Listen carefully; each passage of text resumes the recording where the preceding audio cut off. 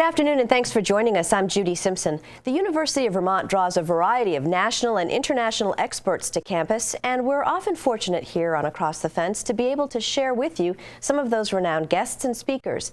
In just a moment we'll meet one such guest, but as way of introduction, I'm joined first by UVM Extension horticulturalist Leonard Perry. Welcome. Great to be back, Judy. Now, you recently coordinated educational seminars and speakers for the Vermont Flower Show, and your keynote speaker was from England, and she's one of the world's most respected landscape architects. Tell me about that. Okay, well, I was actually working on another program for a grower group, big regional meeting, New England Grows, and looking around for speakers and came across Jane Knight's name, and she seemed like a really good speaker, and she came and spoke there, and I thought, wow, this would be a good message for Vermont, for our home gardeners audience. I wonder if she could come to our flower show. So she was gracious enough to come to Vermont, and thanks to Greenworks, the sponsor of the show, we're able to bring her from Cornwall in England, which is that lower tip, sticks out to the west, from the Eden Project, and to share about that and some of the other very exciting work she's doing there. And we're going to get a chance to meet her in just a moment, but briefly, you brought some pictures from the flower show. It was a great event.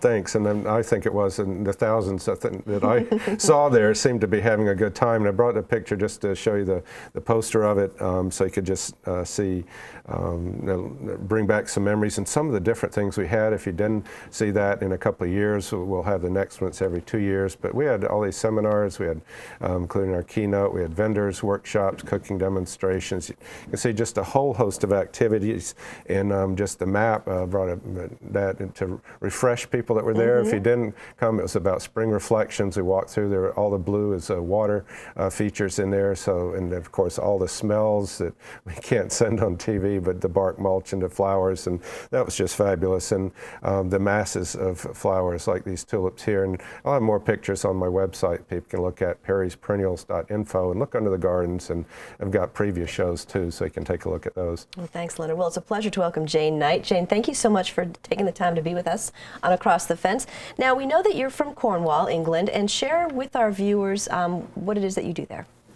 Well, it's great to be here and great to have the opportunity to talk to all your viewers. I'm a landscape architect at the Eden Project in Cornwall, and I've been there for 12 years now, which is a long time for me, but there's certainly never a dull moment. I'm involved with all the developments on site. It's called a project for a reason. That is, we're always changing things and developing things, and as ideas change and as initiatives come forward, we change the site to reflect that.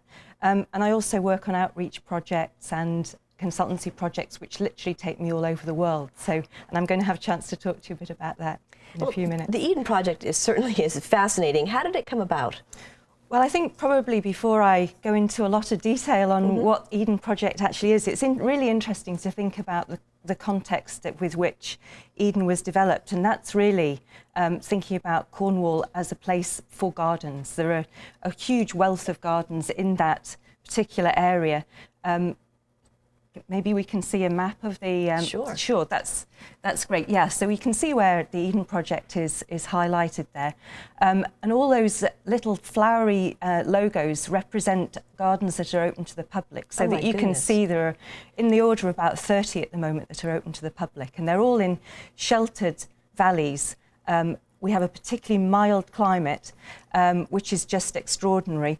And this is a very, very typical example of a Cornish garden in one of those valleys. What's interesting particularly about most of these, they were developed during Victorian times, and with the wealth that was from the copper mining industry, which was a really big generator. It was boom time during the Victorian times. And the people who made a lot of money out of that went on to sponsor plant hunting expeditions all over the world, and you can see in this particular places at Cahays Castle is a wonderful example of plants that Joseph Hooker brought back from his Himalayan expedition, a short four-year trip over to the Himalayas, and bringing back a huge wealth of rhododendrons, camellias and magnolias, and you can only imagine how exciting that was for people. Lost Gardens of Heligan is another great example. In many ways follows that very traditional format that we've seen in those two pictures with the rhododendrons and the valleys. But the interesting thing about Heligan was that, like many estates, it was a productive garden as well. It supported a much wider estate. But as with many of the gardens, they involved a lot of labour, and the gardeners all went away during the First World War, never to come back. And so the garden slipped away to sleep, taken over by nature, and then was discovered eventually by Tim Smith, who was the founder of the Eden Project. And now, Leonard, you have some pictures that you want to share too. I was lucky to get there about 10 years ago, and my wife even since then. So we brought a couple of pictures from both of us. But just to show again an example of this, there are really three parts to the Heligan. This is again imagine this was all overgrown and been restored. They had the pleasure area with rhododendrons, these huge plants, maybe well over 100 years old, just huge. A vegetable garden that supported the estate. It was pretty much self-sufficient, and they actually used tools and practices as much as they could of the 100 years ago to keep this going. And then the third part was, as Jane was talking about, the place they all vied, these estates, with each other to bring back and see who had the most exotic plants, like these tree ferns and other exotic plants. So, and one of the things they did, of course, is produce things like cut flowers.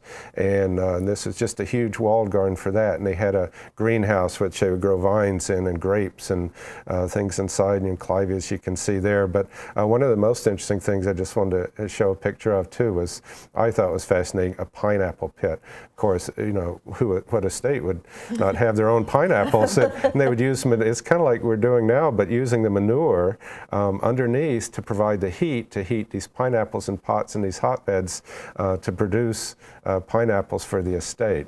So that's incredible. Great stories. And so, how did this relate to the Eden Project? It's a really interesting transition from something that was Victorian to something very contemporary. And I mentioned that Tim Smith was the person who discovered the Lost Gardens of Heligan, found them again, and promoted them it was all recorded on TV, the whole restoration process. During that journey of discovery for him, he was actually a music producer. He was nothing to do with horticulture. Really, really interesting. And he got really excited about plants, talking to all the experts, and had the idea that at Heligan he would make an exhibit of all the plants that were useful to people. So just like the Victorians, our contemporary Tim got very, very interested and excited about these plants. And the idea then was that they would make this exhibit at Heligan, and everybody just roared with laughter and said you would need 2 pretty big greenhouses to do that. And the whole idea of the Eden Project was born at that point. And I think there's some pictures she brought too, just showing how it got started, which to me is fascinating, in a huge pit in the ground, of all places. Yeah, well, again, there's a mining story behind this one as well, because the site that was chosen for the Eden Project was a former China clay pit, a worked out hole in the ground, some 70 metres below the natural ground level, and quite extraordinary, because it was chosen to show that man can make a big mess of the landscape through some of his operations, but also has the power to transform it into something, and we can leave the world a better place. So the picture you can see now is the Eden Project today. And maybe if I can just, for the benefit of the viewers, give you a little virtual tour around there. Sure. The big greenhouse, these big bubbly things in the foreground, is where we house a whole rainforest. The idea is it's a global garden to show people the importance of plants and our role in caring for the natural world. So we've got a rainforest which will allow the rainforest to grow to its full size, a Mediterranean biome, which is a slightly smaller set of greenhouses in the north of the picture. And then we've got a lot of quite curvy formal gardens in the outside landscape. This is the rainforest when it opened in 2001. Which look quite dramatic, but this is how it looks today. Again, allowing the trees to grow up to their full size and giving people a very authentic rainforest experience. Mediterranean took a little bit longer to develop. This is a shot of that.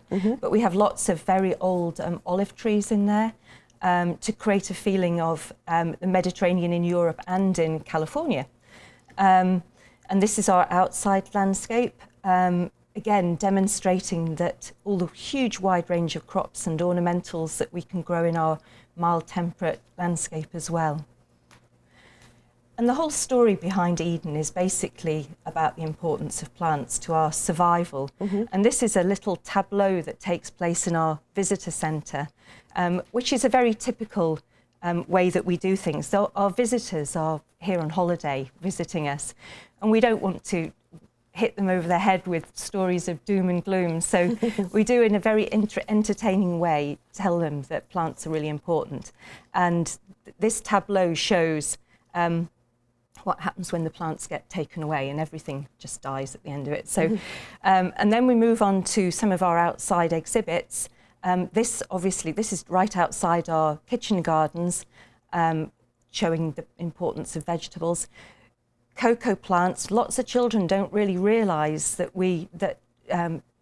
cocoa, that is chocolate, comes from the rainforest, so that's very exciting for them. This is the outside gardens in springtime, and we show daffodils in this particular context because daffodils are really important to the local economy, but also for treating, there's a chemical in the bulb itself that treats Alzheimer's disease, and found that it's been useful for that. Absolutely. We have large areas of just plain crops. We show a barley exhibit, which is all about brewing, but also industrial hemp, which is used in all kinds of different uses these days, including building materials and making lightweight cars. In the rainforest, we talk about plants that can intoxicate us, vines in this particular case, and we illustrate that with sculptures. And of course, pollination is a really big story. I think here and in the UK, we've got a real crisis with pollinators. So our Big Bee highlights that. And another issue that we try and tackle is concerns about children's health and well-being. We need to make attractive places to get children outside. And obviously, Eden is an educational charity, which I don't think I mentioned, but obviously we want to make great places for children to learn. Now, at the flower show, you spoke about helping people with plants. Can you give us some examples of that? I'm sorry. Yeah, I think you were talking about, and I remember that was one of the things that impressed me, was just how plants help people. And, and the whole second talk was just, I think you had 3 examples. I'd just run through really quickly to give an overview of those, which I think would be fabulous. Well, these are examples of some of Eden's outreach projects, because there's a limit to what we can do in our hole in the ground. And this is a project that I've been involved with at Dartmoor Prison, which is way up in the very bleak area of England, and we got the prisoners to grow vegetables and to give those away to the elderly in the community. That led to a garden at Chelsea Flower Show, working with people who had been homeless and had a really bad time in life, but they made some beautiful displays and ended up meeting the Queen and showcasing that. So they were pretty excited about that, and it was a wonderful experience. And then we were invited to work on this area. This is looks rather unpromising again for a garden, again in the centre of London at the South Bank Arts Centre, working with some of the people, ex-homeless and addict people that we'd worked with. These are some of the guys, and we transformed that rather barren-looking rooftop into an oasis. I can't believe it's the same place. And very, very little soil was used in this. This is another particularly moving story, actually, that I've been involved in for the last more than 10 years now, which started with a horrific massacre in Kosovo during the Balkan conflict, the massacre of women and children. And the children who survived that were airlifted back to England and had the idea to make a peace park back in their hometown, and that was the site that was selected. Wow. And this is an image from just a few months ago, actually, and how that place has transformed itself. We helped with them to develop a plan for the site, and you'll perhaps recognise some of the plants there, which were a lot of New England plants, actually, because I thought the climate was very similar, and they would survive in their particularly cold winters. So Jane, if people want to find out more about the Eden Project, how can they do that? We have a great website with lots of information on it. Just the web link is up there. And obviously it would be great to see visitors always. Yeah, I think just go to the www.edenproject.com and they can learn a lot more about it, see more pictures. Absolutely. It's fantastic. Well, Leonard, thank you so much for bringing It's been in a pleasure. guests. It's awesome. Thank you so much. Thank you. That's our program for today. I'm Judy Simpson. We'll see you again next time on Across the Fence.